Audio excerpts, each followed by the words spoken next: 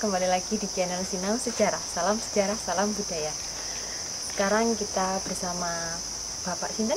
Pak Pairan. Pak Pairan, salah satu jupel atau jupel di makam Kerapiak Sunan Pangkat nih Pak. Nggih. Nah, di sini mriki kula badhe tanglet-tanglet Pak. Nggih. Kinten-kinten jenengan pun dangu nggih. Dados jupel. Tasik 11 tahun. 11 tahun. Nggih. Berarti bagi tahun sekitar 2009. Nggih. 2009 nggih. Makam niki pertama kali wonten niku tahun pinten, Pak?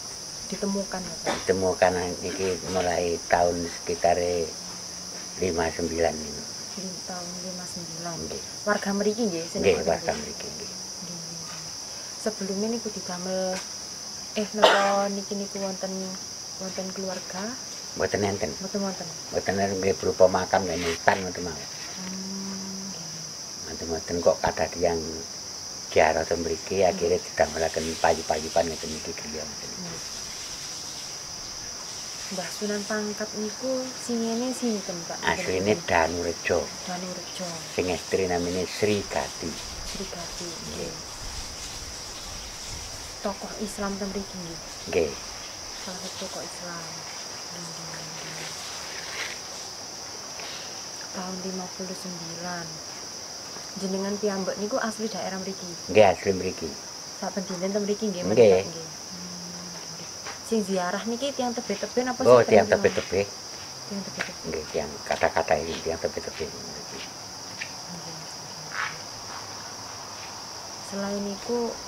Selain makam Mbah Sunan Pangkat yang sekitar mriki wonten situs-situs malih, Pak? Mboten enten teng nggih mriku teng Putuk Puyang namine. Putuk Puyang nggih. Niku Nggih. situs napa? Niku napa nggih petilasan. Petilasan. Nggih. Bentuke kados makam Nggih, malih. kados makam malih Oh, ngoten. makam. Tapi nggih damelaken tiyang sakniki model sakniki niku. Dibentuk makam ngoten niku. Waune nggih tasik tatanan watu biasa ngoten mawon. Niki saben dinten kathah tiyang mriki, Pak. Nggih. Sajake wonten corona niki rada sepi. Nek waune nggih rame mawon. Rame nggih. Nggih. Sampai wonten sing nginep ngoten. Nggih, kathah mawon. Sing paling dalu nginep niku pinten dinten kinten-kinten, Pak? Sedalu. Oh, sedalu. Nggih. Langsung wangsul ngoten nggih. Nggih. Oh, berarti mboten dangu. Soale tiyang tebih niku lho dadi mungkin balikin niku mboten ngatasi ati nyipeng ke mriki. Kadang tiyang Jakarta, tiyang Jawa Barat, Jawa Tengah niku lak nggih ketepin lek tulan. Nggih, terus sing nginep ngoten. Nggih.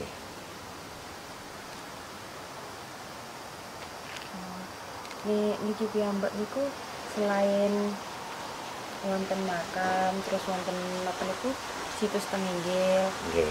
kegiatane. Napa kangge Karang Taruna niku kangge camping-camping niku. Oh, camping. Nggih, Lintas tempatnya camping ini kita kan. Oh, lintang mriki nggih. Nggih. Mingganganan ngene batu niku. Oh, nggih. Enten arah panah kecil niku. Oh, nggih niku nggih. Nggih.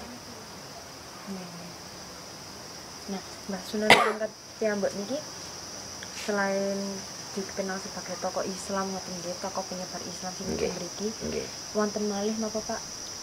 Cerita-cerita Kula kinten mboten enten critane mboten enten. Oh, mboten wonten. Mboten enten. Cuma kados sering sing ziarah ngoten Nggih. damelaken tempat. Dadi carane niku sing pun enten asile ngoten niku nggih. Bantu-bantu ngeten iki damel griyane ngeten iki damel tempat istirahat ngeten iki. Berarti jenengan piyambakan nggih niki mboten wonten sing bantu Nggih. bersih-bersih ngoten. Nggih enten kadang-kadang nggih enten.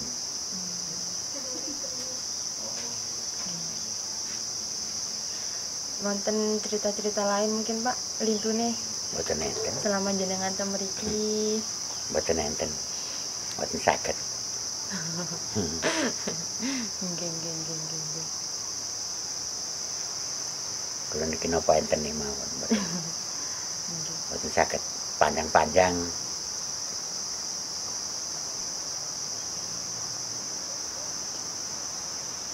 Makam Mbah Sunan Pangkat.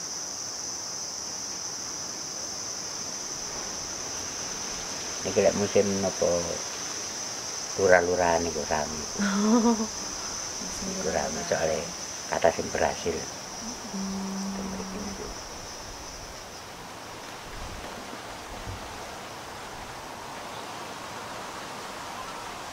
Dipun Pak cekap sama Nggih, matur suwun nggih. Nggih sami-sami. Nggih. Sekian.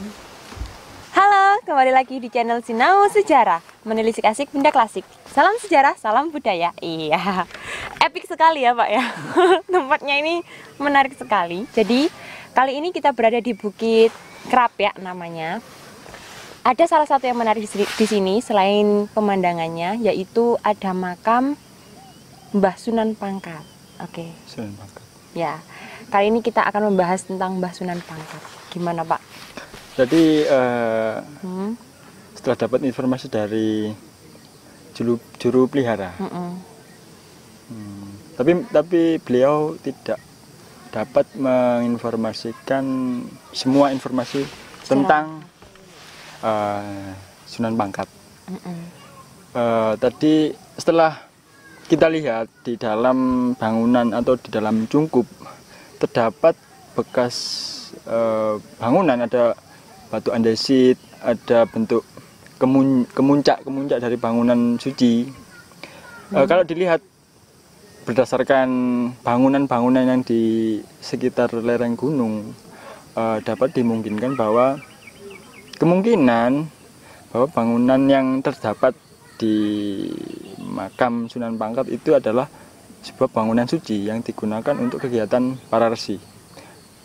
Kalau dilihat dari kebanyakan bangunan yang di lereng gunung seperti di Bawitra, di Arjuna maupun di Anjas Moro yang deretan pegunungan di sekitar Mojopahit, kebanyakan di sekitar wilayah Mojopahit. Kebanyakan memang bangunan yang digunakan oleh para resi.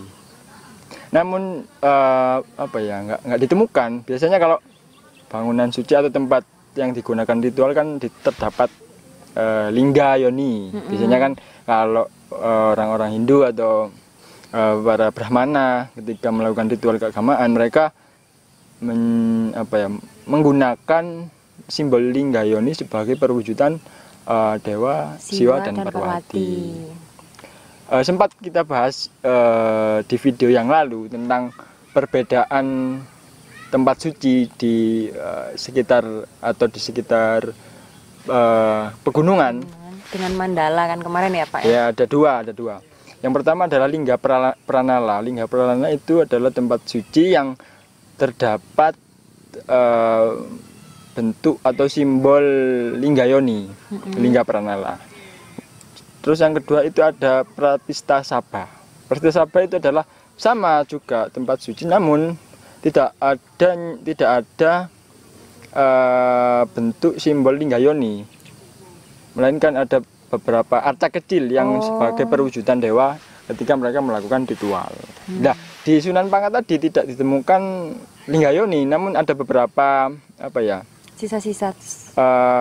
Kalau di Jolotundo itu ada yang paling atas kan ada bekas kayak sandaran arca.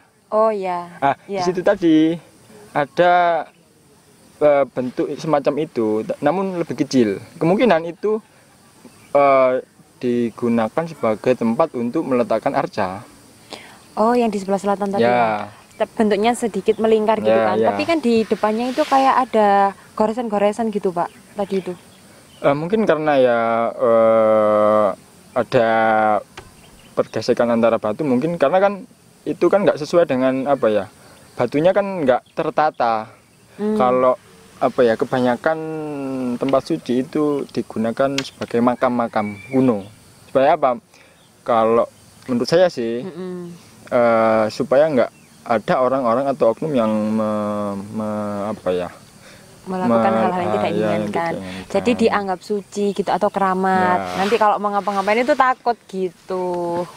Kira-kira seperti itu. Selain itu, ini mitos yang beredar di sekitar masyarakat katanya kalau ada peziarah yang datang ke makam Sunan Pangkat, kemudian punya keinginan gitu.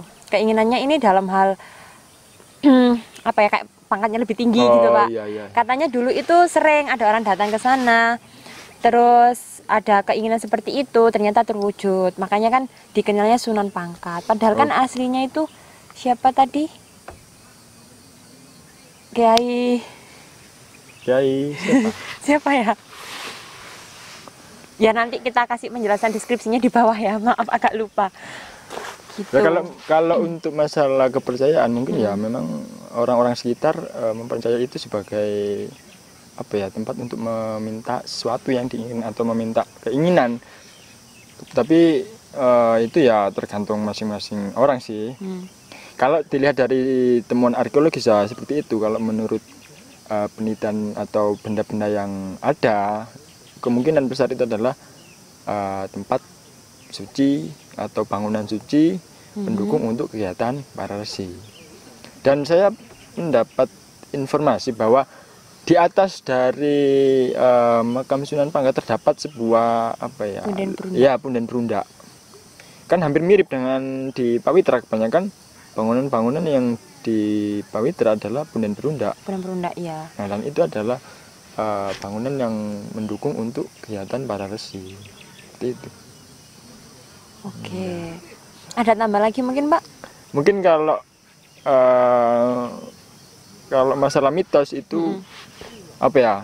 Mungkin di luar lah. Ya, mungkin di luar penelitian nanti ya. Mungkin bisa cari atau wawancara jupel atau juru pelihara lebih lanjut seperti itu. Oke, cukup sekian kayaknya ya, Kak. Ya, Pak ya. Jadi setiap informasi yang kami berikan ini belum tentu benar. Jadi mohon nanti diteliti lagi.